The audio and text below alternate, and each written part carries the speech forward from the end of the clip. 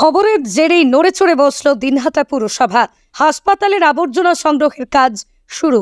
মঙ্গলবার সকালেই দিনহাটা পৌরসভার পক্ষ থেকে হাসপাতালে জমে থাকা আবর্জনা সংগ্রহের কাজ শুরু করল দিনহাটা পৌরসভা।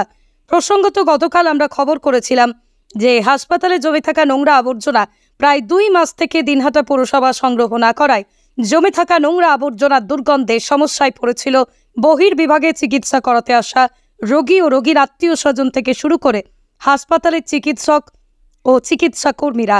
যদিও দিনহাটা পৌরসভার পক্ষ থেকে জানানো হয় ডাম্পিং গ্রাউন্ডের সমস্যা থাকায় 2 মাস থেকে হাসপাতালে জমে থাকা নোংরা আবর্জনা সংগ্রহের কাজ বন্ধ ছিল। তবে আমাদের খবরের জেরে অবশেষে আজ সকাল থেকে দিনহাটা পৌরসভার পক্ষ থেকে হাসপাতালে জমে থাকা নোংরা আবর্জনা সংগ্রহের কাজ শুরু করা হয়।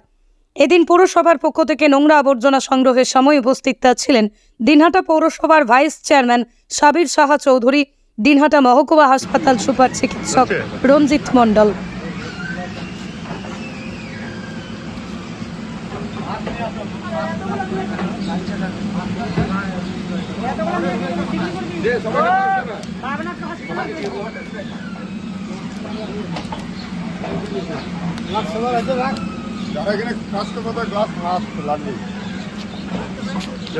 হচ্ছে কিনা আমি কিন্তু বুঝি এমনটা তো হচ্ছে, তো মারবো।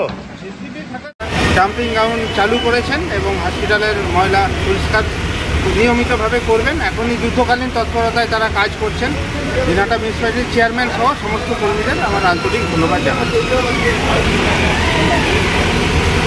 আমরা সেই আপনার বাইক কেনার স্বপ্ন এবার হবে পূরণ, কারণ আমান হোন্ডা নিয়ে এসেছে একেবারে স্বল্প ডাউন পেমেন্টে বাইক বা স্কুটার কেনার সুবর্ণ সুযোগ। বিনা অ্যাকাউন্ট, লো সিভিল, ন্যূনতম ডকুমেন্টে আজই নিয়ে যান স্বপ্নের বাইক আপনার বাড়িতে। অতিরিক্ত ছাড় পেতে আজই যোগাযোগ করুন বামনহাট আমান হোন্ডা শোরুমে। শর্তাবলী প্রযোজ্য। যোগাযোগ করুন 9002805414।